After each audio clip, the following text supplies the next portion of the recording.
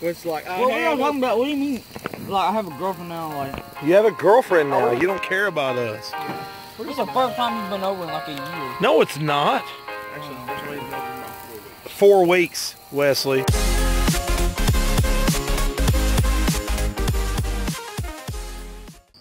Hey, what's up, guys? Welcome back to another episode of Grillin' and Chillin'. Grillin' and Chillin'. Wolfenstein 2. Yeah. It's been some time since we've had an episode of Grillin' and Chillin'. This is episode number 7. Today we got a pretty special episode for you. We're here to talk about EA. We're here to talk about Wolfenstein. We're also gonna eat some lamb burger and some veal burgers. Something we've never tried. So yeah, we've never tried lamb burgers or veal burgers before. So we're gonna see what it's gonna taste like. This lighter is dedicated, son. It's been left out in the weather for like 3 weeks, and this still lights. What brand is this? Can we like do a plug? Shout out? Can we do a plug right Shout here? out to Danger King. Shout out to King, son. Boom. Y'all got it going on. Sponsored. You need to give a shout out to you know who, Matthew. Hey, big shout outs to Matthew. You know who you are. You're watching this video. Thank you so much for showing us the love and support on Second Opinion Productions. As I was saying, we got a great episode for you guys. We're going to talk about a lot of stuff. We're going to eat a lot of stuff. So here we go.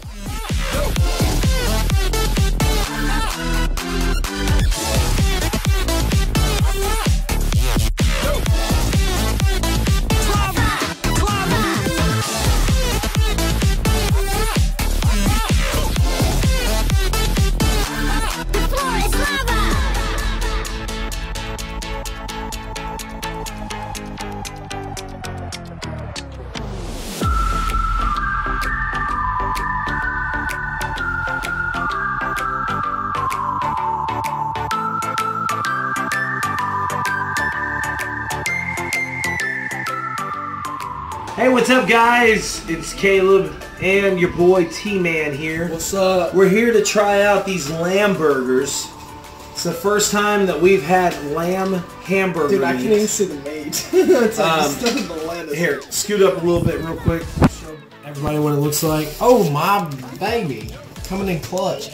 Got that thick lamb burger, got the cheese. It's hot. The fries are hot! Alright, so you want to do the dink? 3, 2, 1. Let's go. Here we go.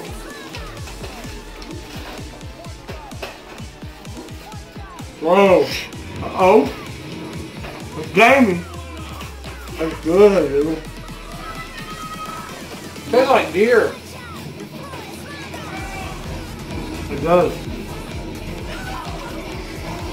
Has a kind of venison taste to it. But the good thing about lamb is that it's not real heavy on fat. It's super lean. It's pretty good. It's definitely, it's good. It's just weird. You know, you look at this and you're thinking beef. Because it's a pretty thick patty, so. Zoom in on it. You don't know what it was. Check that out. It's like super cooked, but it's like super red at the same time, so. That's from the smoke. Smoke will do that. These are USDA organic lamb patties. It's made out of straight lamb ground meat.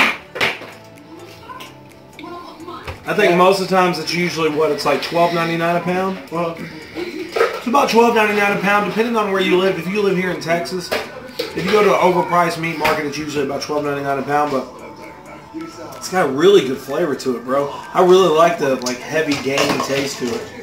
it's like you have to go hunt it down. Alright, so now we're trying the veal meat. Now, I know a lot of people are not going to like me saying this, but veal is like younger cattle. It's almost a little bit older than calf. Yeah. Alright, 3, 2, 1.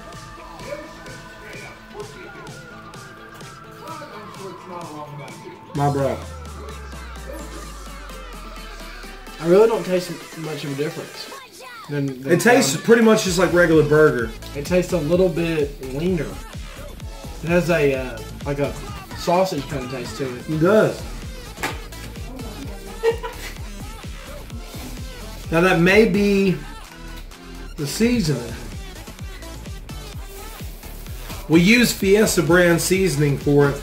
It was a seasoning called Uncle Chris's. It just has a leaner taste. Gourmet seasoning. It has a real nice lean taste to it. It almost tastes like pork. Yeah. Now, most of the times with veal is super lean. Always. All the time. There's a lot of times too that people get veal confused with pork because it has a pink color to it instead of a red color like regular beef. So I think this is definitely something good, bro.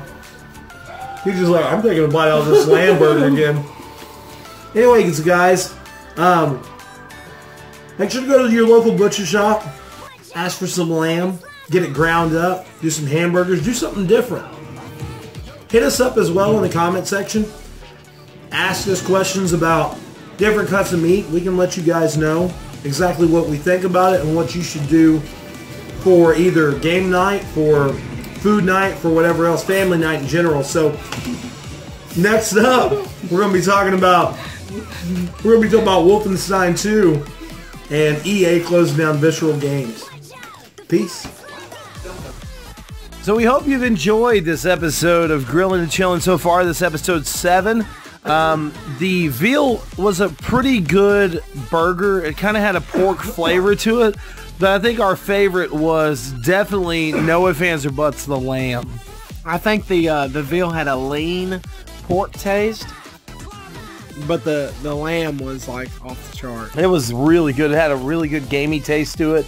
It almost tasted so rich. Yeah, like, dude. You know, venison, it has a really good gamey taste, but like the lamb almost tasted sweeter than deer or than venison itself. So real quick, we're going to talk about two things. Wolfenstein 2 launches in just 4 days, dude, or actually 3 days. Their story is like uncomparable. It looks fantastic. I mean, their campaign is like I remember playing the first Wolfenstein, and I'm like, dude, this is what gaming is all about. Yeah. And I think they have actually captured it, and I think they're sticking with it. Yeah, and Wolfenstein the New Colossus comes out this coming Friday. You will see our unboxing video of the Terrorbilly edition, which is a $100 edition. Comes with a DLC for the game. It also comes with a G.I. Joe style BJ Blautzkowitz. So I'm pretty excited about that. But they've been doing this whole No More Nazis campaign. I actually saw somebody tweet earlier, and it was like 1981 or 1987 or whatever else, and they had like every time a Wolfenstein game came out, it was like no more Nazis, no more Nazis, no more Nazis. It said 2017, and there was like people getting offended by it. So, and that's obviously received a lot of hate. Yeah, but that's obviously, bro. Like, and you know, well, I mean, they've received hate from like white supremacists. There's no such thing as bad publicity. Oh yeah, I think we can all agree on that. If you get any publicity at all, it's all positive in some sort of manner. Yeah, I agree. So, with that being said, we're going to go ahead and talk about Visceral Games.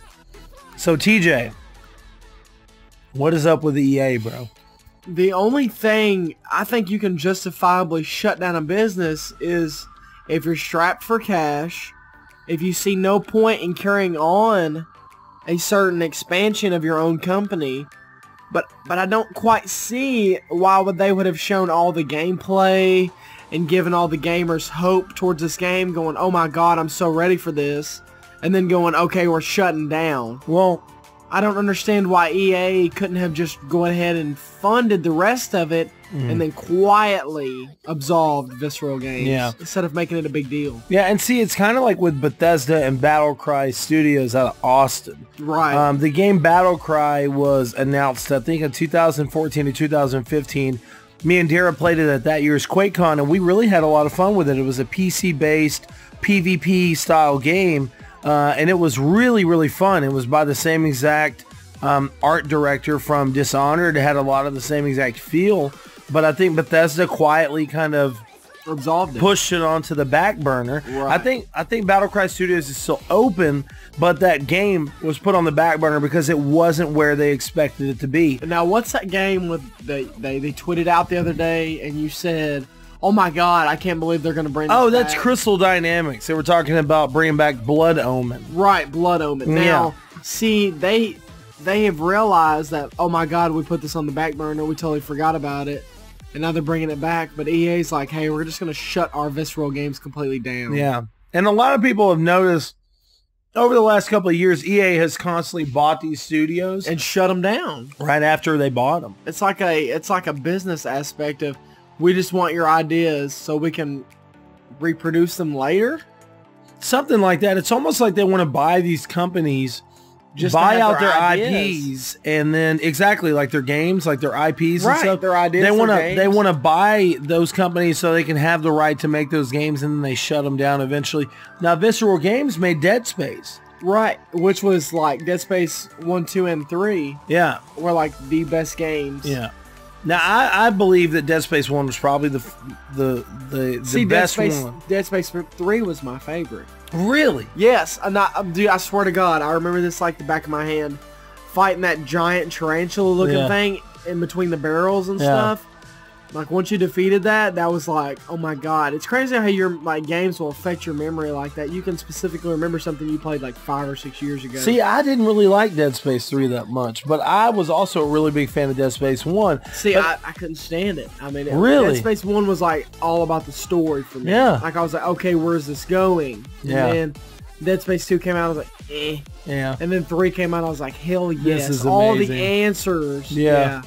Well, you know, that's the reason why I had said on the podcast before that it gives me another reason to be excited for Call of Duty World War II, because two of the main creators of Dead Space that left Visceral Games created Sledgehammer Games, and the Nazi mode on Call of Duty is supposed to be more horrified and closer to Dead Space than a regular zombie game. But with Visceral being gone, we can never expect another Dead Space to come out unless EA just decides to just do it themselves. Well, they can sell their copyrights to some of their stuff. Oh yeah, and they have the rights for the IP, so they can make it. I think they do that in the business aspect. So they're like, if we ever want to go to this, we can create this and make money off of it. But you know what's crazy is that the last 2 years at E3, constantly, they've showed this game and said, we know, year before last, they said, we know this game is coming out. Amy Hennig, the great director from Naughty Dog, is now working for us. And it's going to be a story-driven action-adventure Star Wars game. So I was super excited about it. Well, this past year, we actually got it was only like 5 seconds of gameplay. That's so stupid. Bro, but look at me. It showed this guy walk out of this bar and look up, and you saw these 2 Star Destroyers fly across the sky, and you're like, oh, okay, this is going to be awesome. But then it made me worry, though, too, that, you know, it was a year since we had seen the behind-the-scenes footage. And only 5 seconds. And 5 seconds of gameplay was shown. So it makes me sketchy. It makes me think that first that either the game wasn't where it should have been, or there was a lot of deliberation between the studio and EA itself of saying, this is how we want to do it. And EA saying, well, we don't really want it like this, because now EA has came out and announced that they will not be doing the original ideas for the game of this action-adventure based game, but also an ex-Bioware employee has came out and said just today or yesterday that EA plans on making 90% of their games open world and microtransaction based. Let me ask you this. And I read this online. I don't know if it's like what you would consider as conspiracy, but it said that EA came in, the game is not where they wanted it to be, so they literally got aggravated and absolved Visceral Gaming. So they came in, they were like, hey, this is not where we want it. It should have already been to a certain point. And they absolved them, and maybe they're going to finish it. Yeah, that's what I read. I don't this know if is what true. they're supposedly. This is what they're saying they're going to do. The game has moved to another studio.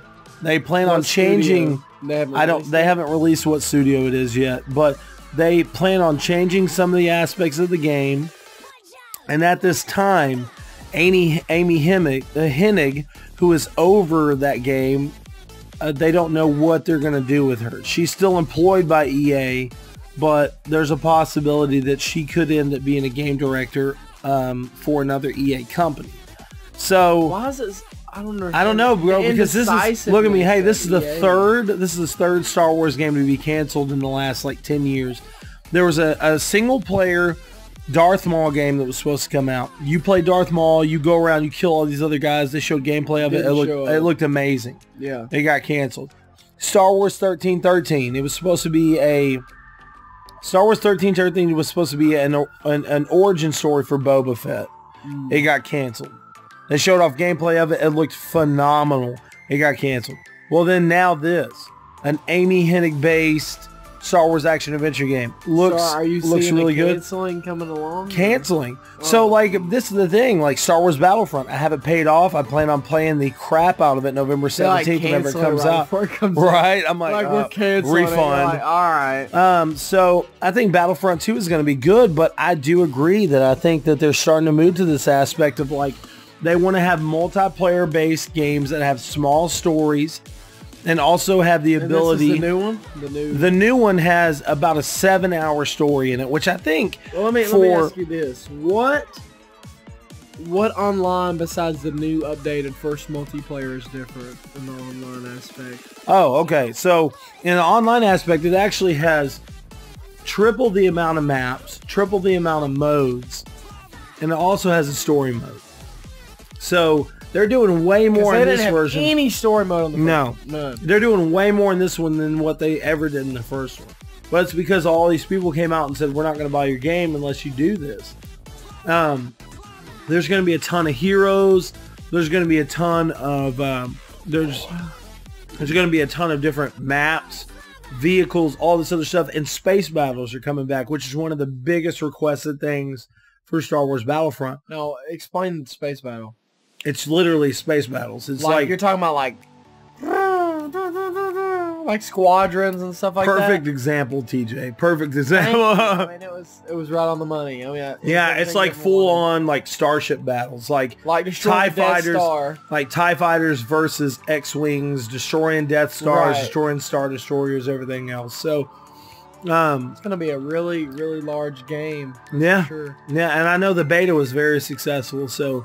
Graphics are fantastic. It looks really good. But like I was saying, I think Visceral Games, or I think EA has a problem. Why do you think they did that? Why? I have no clue, bro. You said this is the third studio they've done this with? No, bro. This is like the 10th studio they've done this with. So they buy a studio, and then they shut them down in the middle of a game? It hasn't always been in the middle of a game, but it's been like if the game wasn't popular as much as they expected to, they shut them down and liquidate them. Do you think they're trying to... Okay, so they liquidate them. So they don't just come in and buy them and then just hold them. They come in and buy them and then, like, sell them. Like, they come in, they say, hey, this is the game we want you to make. And if they don't... And this is the sales we expect you to make. And if they don't make the sales and everything else, they fire everybody and they liquidate all the assets of that company. Whoa. Basically into themselves. They like merge it into EA.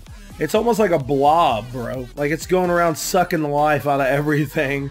It's like you are us now. You're us now. You're us. Well, you know that's like a humongous tax write-off when they do that. Oh yeah. When you buy a company and then you liquidate it, you liquidate a lot of it. That looks good to banks. Yeah. And you sell a lot of the profit. Yeah. It just sucks that it's consistently happening. So like I don't know any other game company that does that. EA has finally in the last couple of years gotten back into like fans' eyesight of like being a good company. Is there any other company that does that? There's probably some companies out there that have done it before. but not known to us. But not like this. So like EA has become like a habitual about it. Like it's a habit. Yeah, it's like a habit. Yeah. So what's crazy about it too is that like EA will come out and they'll pump all this stuff up and then like Mirror's Edge. We're gonna shut it down. Bro, like Mirror's Edge, dude. The Mirror's Edge 2 was supposed to be a phenomenal game. The first one kind of sucked. Like the first one though, the first one was really... It was parkour. Yeah, it was parkour, but the first one was like the first style of game that it had ever been. So it really wasn't bad. It was new and it was fresh. But bro, look at me. The second one was like a carbon copy of the first one. There was nothing new. There was nothing to get fans excited. Bro, even the story. It was so boring. It was about her sister and all this other stuff. It was the most boring game I've probably played in that physical year. Bro, you can get the collector's edition that was like $299. You can get it for like $50 now. It's just, it was a horrible game. Didn't they have it on sale on PlayStation Plus? For like $7. Yeah, I was about to say, yeah. Yeah, so Either way, what I'm trying to get down into is that EA, I don't know exactly what they're doing. I think Battlefront, the ideas for the games. It's got to be something like that, because I think Battlefront 2 is going to be good. They liquidate them. They buy them. Titanfall 2 was probably one of their biggest hits, and also Battlefield 1 was a fantastic game too. But I do think they're starting to kind of get into that point that Konami is now, that they want to do microtransactions and make as much money as possible. So anyways, guys, this is episode 7 of Grillin' and Chillin'. Make sure to check us out at secondopinionpod.com for the latest and greatest gaming news, previews, and much more. Check me out on Twitter at S0LEB. Check TJ out on Twitter at Tman_2ND. Correct? I think so. Yeah, I'm pretty sure. Also, make sure to check out Second Opinion on Twitter at Second Opinion Pro. And please make sure to check out my Evil Within walkthrough. I have super stoked for you to be done with that. I have 8 videos up right now. Like I'm on chapter 1, video 8. I think I'm on like chapter 6 right now. So I'm on video 8, and I'm really loving the game. So make sure to check that out, and also make sure to check out my Wolfenstein 2 unboxing and my Wolfenstein 2 walkthrough. So thanks for tuning in, guys. Thanks a lot. Peace out. Hey, Cam. Yeah.